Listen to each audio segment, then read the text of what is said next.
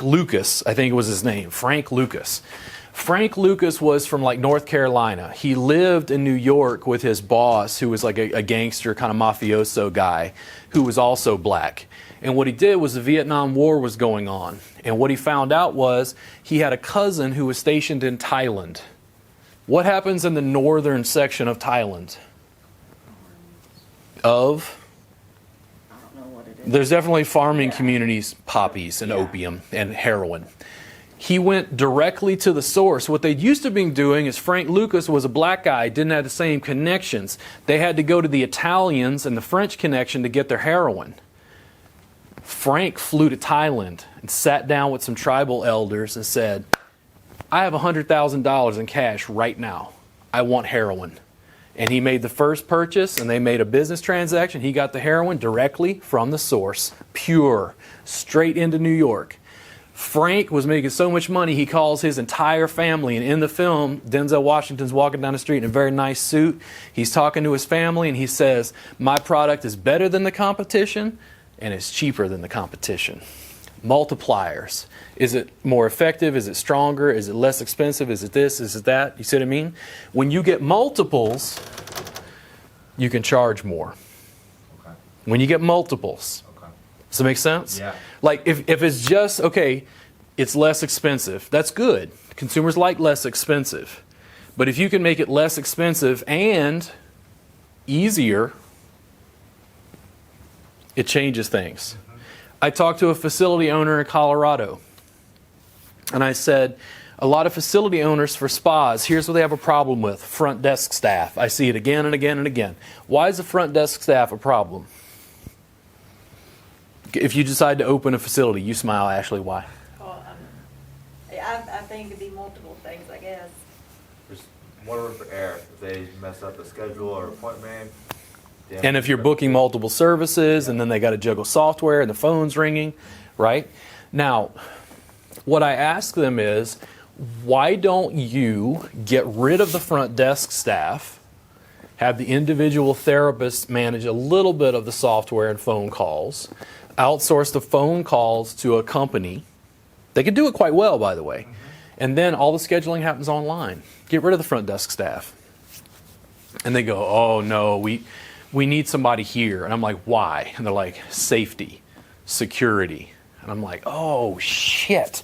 Like, they want somebody up front because if the therapists are back in the studio giving sessions, do you see how I'm trying to reduce friction? Yeah. Now, how do consumers feel about online scheduling? They love it. Why do they like it? Because they can do it at 3 o'clock in the morning. 3 o'clock in the morning. Whenever. Me, I pay $18 a month for full slate. I got full slate like eons ago. And I've never changed it because I never had a reason to. It's just me, so my schedule is pretty simple, right? They charge me $18 a month for some software. Tax write-off, doesn't matter. When I first started using it, I was like, I don't understand. I can just make the appointments like via text or phone. Why do I need this? The first times the appointments came through, I went, oh my God, So easy. saved me so much time. It was a little more expensive because now I got to pay for stuff. What did they save me? So you could get more clientele. It reduced friction with the clients because it could be 1 o'clock in the morning. I could be asleep. They could still go schedule because they could see my schedule. Here's the other thing the online scheduling did for me that it didn't have before. They could see I was busy. How does online scheduling work when they can see you're busy? Great. Yeah. You're doing When they go to the spa, can they schedule online? Yep. Oh, cool. Okay. Now, are you booked out all day and there's one spot at 3 o'clock? Yep. And they can see that. And then does that spot more likely to get booked? Yeah. Why? Because they want that spot. Because it's yeah, we got it. And that's the thing. It's like that in that position, it changes things. Yeah. It makes that session. Now, what if you're booked out for a week?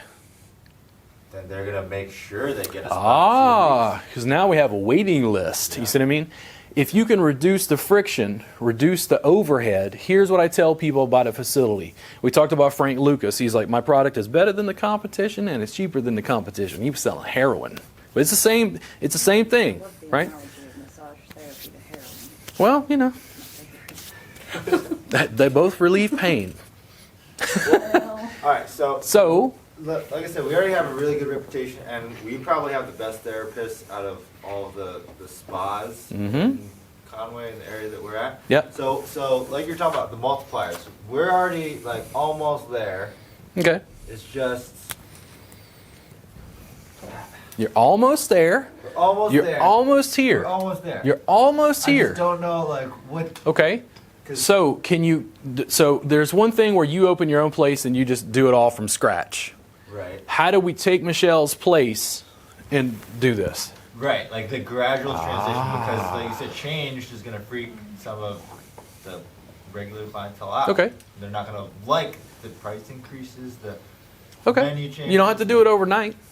What's that thing that you said the other day, that if you already have clients, like, for the remainder of this year, the people that are like grandfathered? The new clients.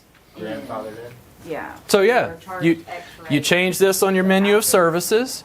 You send all the regular clients an email. Listen, we're going to keep you at the old rates. Now you don't want it to cause like a kerfluffle Right. at the facility. So figure it out. You got to figure out how you figure it out. Is the service going to be any different? I would like to change it, yeah. How?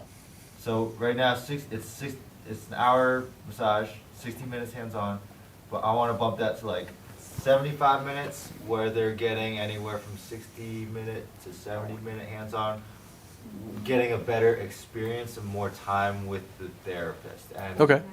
And having, I mean, we offer 30, 60, 90, 2-hour sessions. Yeah. Reducing that to like 2 options of like, 75 minutes or like 2 hours. Okay. 15 minutes. Longer sessions like Yeah. you. So they get more of a benefit Mm-hmm. and they have that experience. The more you make the service stand out, it's going to have a polarizing effect. Mm-hmm. Some people are going to love it. Some people are going to say, "Well, I just want an hour because everybody else sells an hour. Right. Why don't you do an hour? Do you want to work with that client? No. Not that's if what I'm not if you going can for. get clients to pay these fees. Yeah, that's what. You see what I mean? Mm-hmm. The thing is, can you streamline the process? And when we talk about you were laughing about heroin and massage, me comparing these things. The reason I like narcos and I like looking at that stuff is it's pure capitalism. People want it. Can you get it in? It's illegal, but if you can sneak it in, it's like there's no ceasing of demand, right? If you can change how the stuff is delivered, how it's packaged, you can charge more for it. People will they'll think just from the menu of services. If a client sees 80 or 100, just the number, if we didn't change anything, we don't change the service, we don't change who packages, we don't change anything. If they see this number as opposed to this one, which is better? 100. Why? Paying for quality. Because their automatic assumption when you raise your rates is that it's better. Just the number, nothing else. Cameron, when you raise your rates on your website, they assume you are better. Does it make sense? You ready to get back to work? Are you checking your phone there? It just keeps, like, all my notifications. Oh, I was just making sure. I didn't know if you were like, oh my God, I'm so No, tired of this. Yeah, sorry, I just kinda, No. But the thing is, the reason I go into this is because people who watch these videos have the same sorts of challenges and problems. Here's one of the ways. This is me. This is how I deal with things. We need a service that's better than the competition, that's cheaper than the competition. I charge $80 an hour. What do massage therapists in Austin charge for an hour? They charge more than I do. Am I having problems paying my bills? What did I do? I reduced my costs. How did I reduce my costs? I have a home studio. How much does my home studio cost me? When you come pay me $240 for a session, sometimes you don't even tip. How much did I make per hour? all of it. $80 an hour for 3 hours. How do you feel about making $500 a day with no overhead? Made it. As a massage therapist, it's amazing, right? That's the way I did that. So how did I get people to pay these higher fees? Packaged a different service. Here's one of the ways I think you can get those people to get to this point. Video.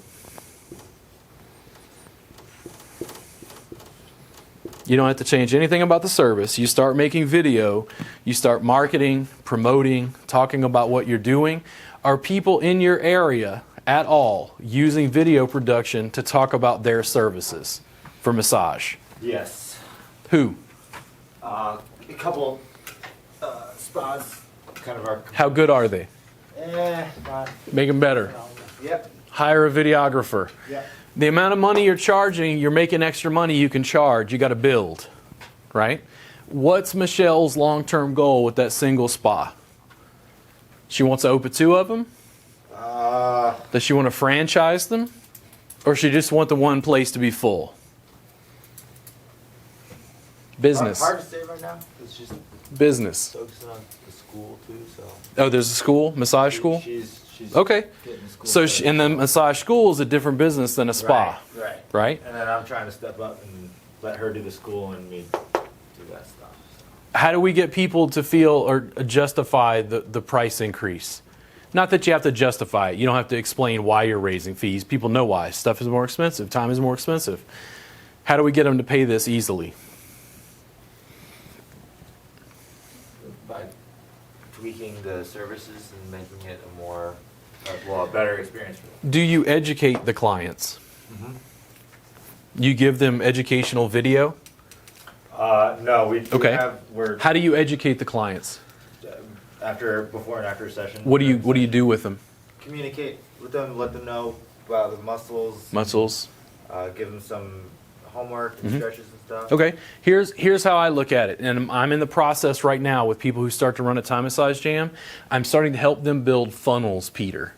Those funnels include online classes where we're going to educate. So instead of just doing that education stuff once, we're going to do it multiple times. So we're still going to do it after the service, which is going to set us apart. I've had people tell me, I've never had a massage therapist educate me before. I hear that all the time. Now what we're going to do is we're going to take that information, we're going to package it as an online course. So when they come to the website, because they're trying to purchase, we're going to get their email and we're going to auto-enroll them in a little course that begins teaching them, hey, we noticed a lot of the people who come to our spa are having upper back and neck pain. I'm Jake. I want to go over just a very brief course with you. Each day for 7 days, you're going to get a short 2-minute video. We're going to talk about upper back and neck pain and why people have it, and I'm going to show you some things you can do at home to work on yourself in addition to the sessions you get with us. What does that consumer now think about your business? You're getting so much more on top of just So much more. Is anybody else doing that? No. My product is better than the competition? Is it cheaper than the... See what I mean? Same thing. Now that we've got that, here's what happens with the email sequence in the videos. It funnels them to buying a package of sessions. It funnels them to being a long-term regular client who wants to work on their own health, who wants to go to the spa that educated them. Because is my product better than the competition? Is it cheaper than the competition? Is it more effective than the competition? Is it easier? See what I mean? When you get multipliers, that's what changes things to me. The other thing is, maybe some people come, maybe they're not ready to make a sale. They've hit your website. That's awesome. But they're not, I don't know. I want to check out some of the competition. When they go somewhere else and they see these fees, what do they think? So cheap. Yeah, why is this place charging more than this place? Because now we've made 2 facilities now. Why the price difference? One's got to be better than the other. Okay. Did this facility have this? And they are automatically $15, $20 difference? It's minimal. Right. Minimal to me. Minimal. I think that's just a quick, easy way. The problem is, it's not just the massage itself or the service itself that you have to change to be able to alter the fees that you charge and make more money. A lot of times it's the stuff around it. Here's what I couldn't do. I couldn't play a spa's game. And here's what spas do. The Woodhouse has an amazing facility. They have signature massage services. I've never been to the Woodhouse, by the way, but people always talk about it as like fancy. It's fancy. They charge more. It's fancy. It's fancy. I had a young lady who went, she's like, oh, but they gave me tea. She's like, no, it was this amazing tea. I even bought a box of the tea. They had merchandise and retail. You're laughing, Ashley. It works. Now, when they come to your facility in person, do you have merchandise for sale? What? Aromatherapy jewelry, essential oils, CBD. Okay, Epsom salts. CBD is a big one. How does the public feel about CBD? They don't know about it. They don't know. We're going to make another class for CBD. Because now we want a little bit of video that goes to that as well. And we can do that. When I say a little class, don't get overwhelmed. It's making a little 2-minute video. It's almost making Instagram videos and just making it function so that they can go check it out, go see it. And Ashley now is going to talk about CBD and educate you about cannabidiol and remove any fears that you think you're going to get high because you're using some THC-laden product, because people don't know. You put yourself in the sense of you're an expert. Now, what happens when you have a CBD course online on your website? And this is free, by the way. Maybe you eventually have a paid version because it goes into more detail. But for now, we're just going to have a free one. What happens to your search engine optimization when people start looking for anything related to massage and CBD? We pop up. They find you. And when they find you, who do they want to work with? Do these guys have a course on CBD? No. Do they offer CBD massage? You're isolating. We're better than the competition. We're more effective than the competition. Are you cheaper than the competition? No, you're not cheaper. But are you selling a commodity? There's a commodity can of corn and a can of Jolly Green Giant. What are you selling? A brand or a commodity? Massage, I would argue, is a commodity. And what you're doing, what you're beginning with this process, when you go through this, you're starting the beginning of a stronger brand. And a stronger brand that people will buy. Why did people start going to the Stretch Lab? Certified stretchologist instead of to Massage Envy. What? It was new. It was new. And some people like new. There is a portion of the population that likes change. They're the early adopters. The early adopters are the people who are standing in line to get an Apple product.